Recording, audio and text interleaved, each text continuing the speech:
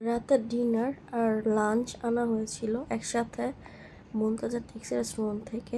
Kulcha, chicken fry, chana masala, garlic নান, পরোটা আর সাথে ছিল extra gravy. বেশ অনেকদিনই হলো লিগামেন্টের প্রবলেমের জন্য রান্নাবান্না, ঘরের কাজ কোনো কিছুই করতে পারি না, ইভেন দাঁড়াতেও পারি না। তাই আর কি করার, রেস্টুরেন্টই ভরসা। হাজব্যান্ডও ভীষণ বিজি, রান্নাবান্না করতে পারছে না। যেহেতু হাজব্যান্ড বাসায় থাকে না সারাদিন, এর জন্য 2 বেলার খাবার একবার অর্ডার দিয়ে আনা হয়েছিল। আর আমি তো হাঁটতেও পারি না যে খাবারটা রিসিভ করে এনে তারপরে খাবো, এই জন্যই 2 বেলার খাবার একসাথে আনা হয়েছিল।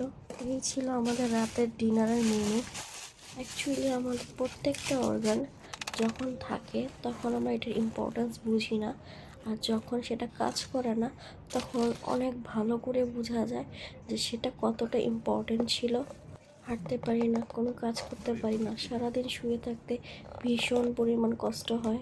আলহামদুলিল্লাহ আমার হাজব্যান্ড অনেক বেশি সাপোর্টিভ, যে আমাকে বুঝতেই দেয় না আমার প্রবলেমটা যে হয়েছে।